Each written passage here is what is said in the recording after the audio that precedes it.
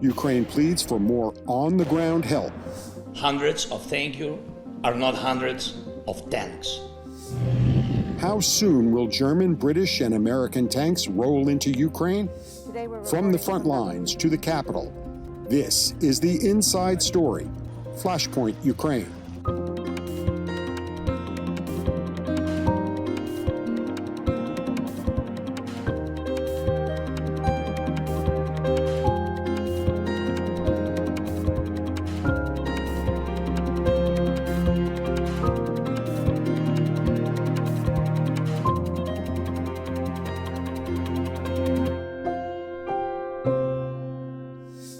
Hi, I'm Elizabeth Lee, VOA correspondent here in our newsroom. While thanking allies for supplying his country with billions of dollars in weapons to defend Russia's attacks for the past 11 months, President Volodymyr Zelensky said, in his words, "I can thank you hundreds of times, but hundreds of thank yous are not hundreds of tanks." Supplying Ukraine with tanks, especially German-made Leopard 2 tanks, is creating some tension among the allies. Poland's prime minister says he is asking Germany for permission to send some of its Leopard 2s to Ukraine, while trying to get other countries with those tanks to band together and send them to Ukraine, whether Germany agrees or not. We'll go deeper with two reports, first from our European correspondent, Henry Ridgwell, in London.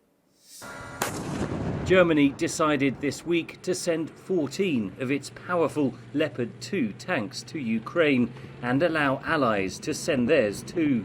Berlin said the tanks should be delivered by the end of March. The West is now racing to get the equipment in place. If you look at ammunition, there is also the issue of quantity. As announced yesterday, I will hold initial talks with the arms industry on this issue. Poland, Spain, Norway and Finland have all said they are willing to send Leopard tanks. Germany said Wednesday 2 battalions will be given to Ukraine, around 80 vehicles. In addition, Ukraine will receive 14 British Challenger 2 tanks and 31 American Abrams. Ukrainian troops will require several weeks of training on the different equipment. The Ukrainians have proved to be, I think, remarkably capable of absorbing Western military assistance. But it does take time, and time is not on their side. Given that spring is around the corner, there's an expectation that Russia is going to mount some form of major offensive. NATO described the decision to send tanks as a pivotal moment. What Vladimir Putin is hoping for, and has been for the past few months, is that in this kind of the threat of intimidation and then weariness in the Europeans, particularly for the impact that sanctions is having on their own economies, that all those things will cause the transatlantic unity on this to break. But so far it hasn't. We've seen the opposite. Kiev says it needs 300 tanks and Western fighter jets to defeat the Russian invasion. Could that be the next barrier for the West to overcome? It would be another escalatory measure, but I think at the moment what they want to do is see how Ukraine get on with the tanks and then assess from there. The West is now heavily invested in the Ukraine war. Its flagship battle tanks, crewed by Ukrainians, will soon go head-to-head with Russian armour on the steppes of Europe. This could go on for a very long time. The Russians recognize this, and we can tell from Putin's messaging to Russian society, he is preparing the country for a long war. The question, I think, however, on the Western side is whether Western governments are prepared to do the same thing with their own societies. Western weapons could help Ukraine expel Russian forces. But the war won't be over anytime soon, and the resolve of governments and the public will be tested. Henry Ridgwell for VOA News, London. President Joe Biden entered the Roosevelt Room at the White House Wednesday, confirming media reports of new military assistance to Ukraine. Today, I'm announcing that the United States will be sending 31 Abrams tanks to Ukraine, the equivalent of 1 Ukrainian battalion. Secretary Austin has recommended this step because it will enhance the Ukraine's capacity to defend its territory and achieve its strategic objectives. Biden's remarks came just hours after German Chancellor Olaf Scholz stood in front of Parliament to announce Berlin will provide 14 Leopard 2 tanks and open a path for other European countries to send tanks from their own stocks to Ukraine, with the aim of assembling 2 tank battalions with Leopard 2 tanks for Ukraine within the next several months. Scholz's announcement had been long awaited by Ukraine, Poland, the Baltic states, and others. The German leader said Berlin supports Ukraine, but made clear he does not want to provoke Russia. Vertrauen Sie der Regierung, vertrauen Sie auch mir. We must always make it very clear that we are doing what is necessary and what is possible to support Ukraine, but that at the same time we are preventing the war from escalating into war between Russia and NATO. And we will always continue to observe this principle. Biden thanked Scholz, saying Germany has stepped up for Ukraine. The U.S. leader also noted the purpose of the tanks is to help Ukraine defend its own land. There is no offensive threat to Russia. If Russian troops return to Russia, they'll be there where they belong. This war would be over today. That's what we all want, an end to this war, in just and lasting terms. Ukrainian President Volodymyr Zelensky had long been pleading for heavy tanks, saying it is not about 5, 10, or 15, but that Kyiv needs between 250 and 350 tanks. Military experts say the total number Allied countries have promised so far is about 90. In Moscow, Russia's foreign ministry has called any such decision dangerous and warned it will escalate the conflict. Cindy Sain, VOA News. Powered by a 1,500 horsepower engine, America's Abrams M1 tank is widely considered the most technologically sophisticated tank in use. A crew of 4 operates the M1. It is equipped with a 120mm smoothbore cannon used to destroy enemy tanks and other heavily armored vehicles. The Abrams also has 3 machine guns, a heavy one to take out lightly armored vehicles, and a pair of lighter ones that are considered anti-personnel weapons. It can move at a top speed of around 65 kilometers per hour, with a maximum driving range of about 425 kilometers.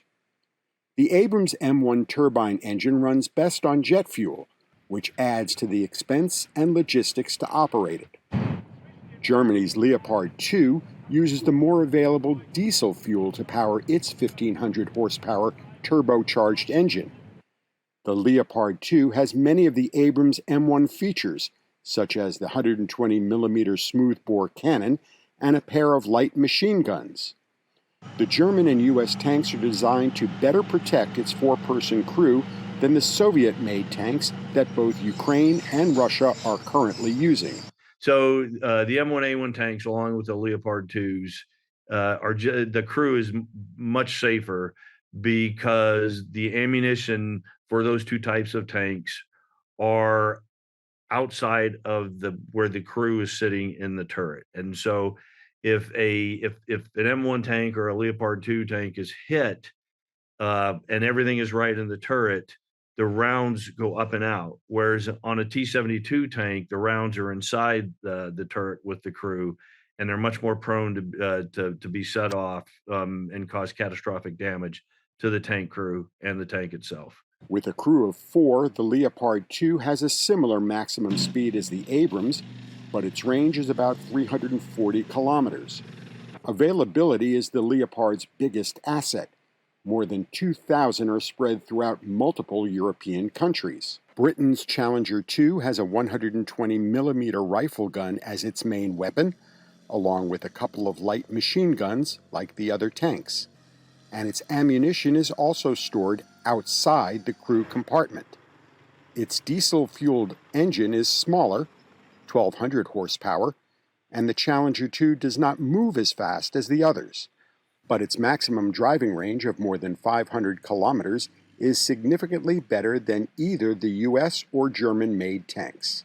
Steve Reddish, VOA News. Ukraine wants the tanks to try to push out Russian forces that are occupying parts of the Donbas region in eastern Ukraine. The city of Bakhmut is the focal point now in the Donbas region. VOA's Heather Murdoch is in the field for us there.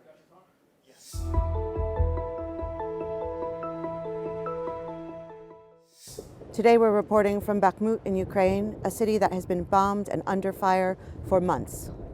The sound of shelling in this city is nonstop, and locals say they expect only 5 to 10 minutes of quiet a day. The war has gotten worse recently as Russian forces draw closer. Most people have left the area, but about 10% of the population remains in the city. A few run this outdoor market, moved from its original location after a bombing. Others stay indoors and underground as much as possible.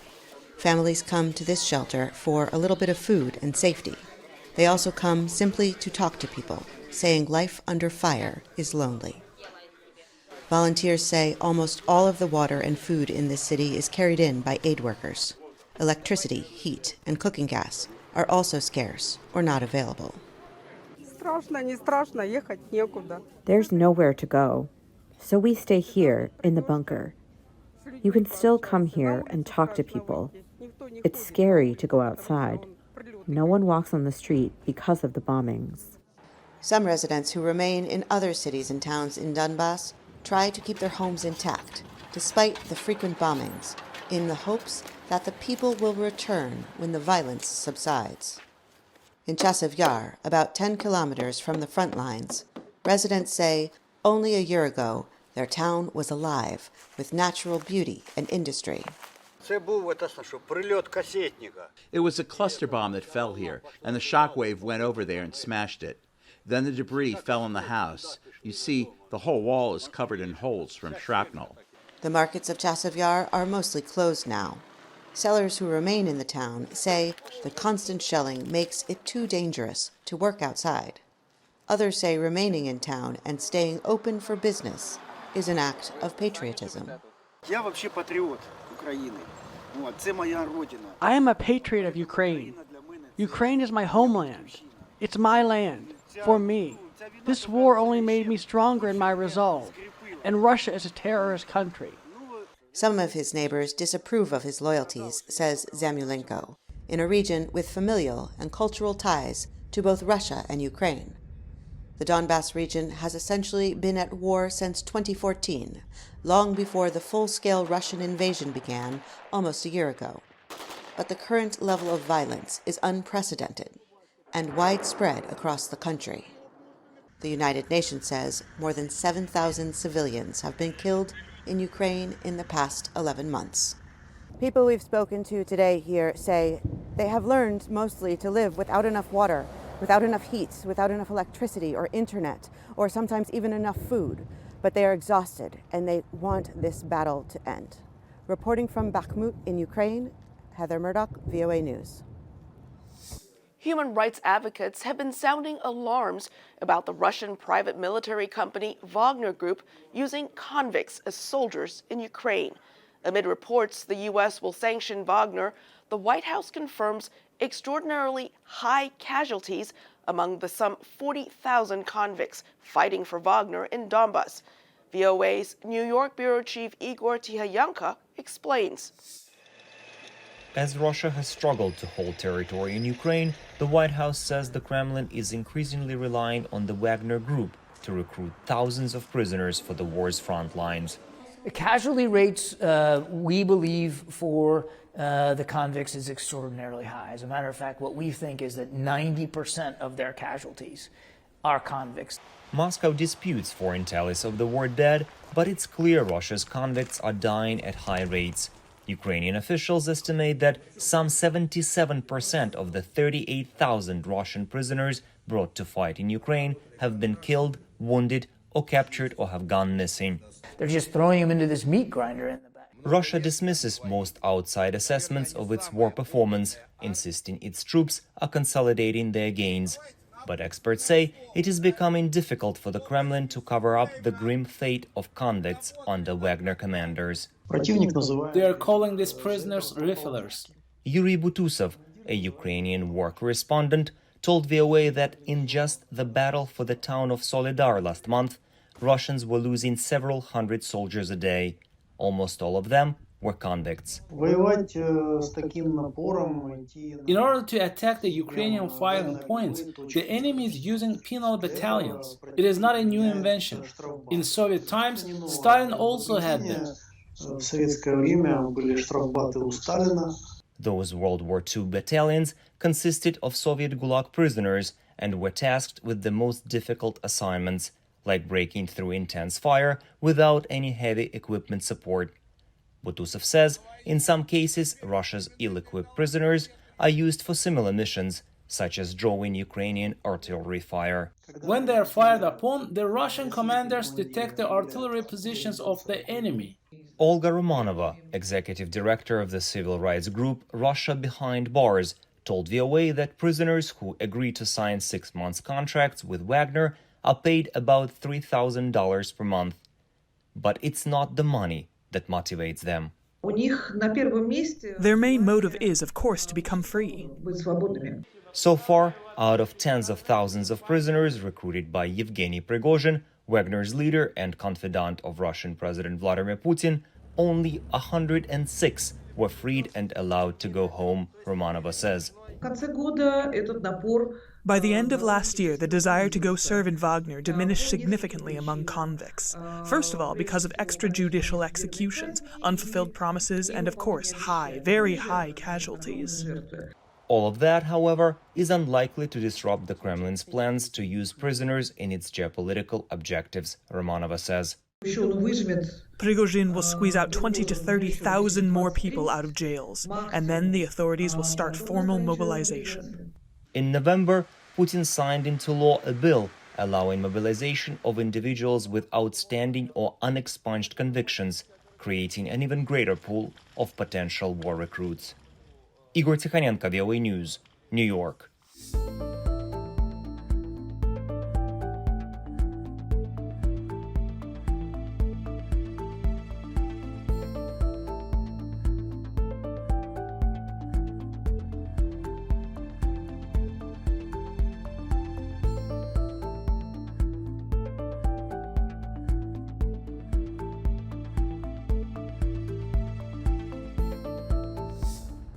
Ukrainians were used to 24-hour-a-day, 7-day-a-week, uninterrupted electricity. It wasn't until Russia began bombing their power plants that the country's new normal began. Even in the capital, Kyiv, there are daily power outages. Sometimes it's on a schedule, and sometimes, when there is an attack, the lights just go out. This tent is a power center, with access to lights and internet, manned by emergency service workers. Locals come here to work and grow small businesses despite the chaos. There were a few times when we heard very loud explosions here during the massive rocket attacks in October, the 10th if I'm not mistaken, but in general it feels okay. Russian attacks on Ukraine's infrastructure began in October with massive strikes across the country, killing civilians and knocking out power structures. Since then, the devastation has continued. A strike hit a residential building in the central city of Dnipro, killing more than 40 people. At the Kyiv Power Center, locals say the daily grind of surviving the war is exhausting. I only hear the explosions. I don't see it. I hear the explosions. The water is gone, and the electricity is gone. Kozlova says she is trying to rebuild her advertising business, which fell flat in the first months of the war as she fled west, further away from the danger. Now she is back in Kyiv, trudging up 12 flights of stairs to her apartment when the power is out. And as night falls in the capital, some entire neighborhoods are in the dark. But residents say life goes on as normally as possible, with or without the light. Heather Murdoch, VOA News, Kyiv. Russian attacks on Ukrainian infrastructure have crippled the nation's power grid. About 40% of the grid has been damaged, leaving millions of people without a reliable source of electricity in the middle of winter. While the U.S. and other allies have rushed generators and other aid to Ukraine, an idea for another source of power is being floated. From Istanbul, our Dorian Jones explains how a Turkish shipping company can help. Russia's latest attack on Ukrainian civilians not only targeted their homes, The streets of Ukraine are constantly plunged into darkness as Russian forces relentlessly hit Ukraine's electricity infrastructure. Right now, what we are seeing is that they are doing this in order to kill as many Ukrainians as possible, but in a kind of indirect way, by creating the unbearable conditions for life without electricity, heating, and water. But the Turkey-based company, Car Powerships, says it can help alleviate Ukraine's energy crisis. Its power ships operate worldwide, including in hotspots like Beirut, and can supply millions of homes with electricity. We have been in contact with Ukrenergo since August last year, and with the Odessa governorate as well. We could potentially place 300 megawatt ships, so totaling 300 megawatts, in various ports in Odessa, and 100 megawatt could power the Odessa port and its related facilities. The others could power the related residential areas around Odessa. Protecting the power ships remains a significant obstacle, says Car Power. Ankara has maintained good relations with Moscow, but it's unclear whether the goodwill extends to the protection of the ships. Car Powerships says that with some of its ships already close by, they could be supplying Ukraine with electricity within 30 days. Dorian Jones for VOA News, Istanbul. The effect of Russia's invasion of Ukraine is creating unprecedented challenges at the borders for some EU nations, with millions of Ukrainians fleeing for safety, along with asylum seekers searching for a new home. Europe's migrant crisis is now at a tipping point. We go back to Henry Richwell in London for more. 330,000 so-called irregular crossings were detected on the European Union's external frontiers in 2022, a steep rise of 64% from the previous year, according to Frontex, the European Border and Coast Guard Agency. That figure doesn't include millions of Ukrainian refugees. Syrians, Afghans and Tunisians together accounted for almost half of the irregular migrant crossings. There were high numbers of migrants from Egypt, Bangladesh and Nigeria as well. The security situation and the economic situation in most of those countries and regions has worsened even more during last year. The Western Balkan route and the Central Mediterranean route to Italy accounted for most of the irregular arrivals. Italy's government passed a raft of asylum legislation this month, which charities like Doctors Without Borders say make it harder to rescue migrants at sea and bring them ashore. Greece is also cracking down on migrant rescue organisations.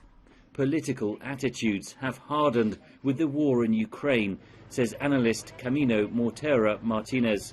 The common discourse at the moment here in Europe goes something like, okay, we are dealing with already like a massive refugee crisis from our neighborhoods.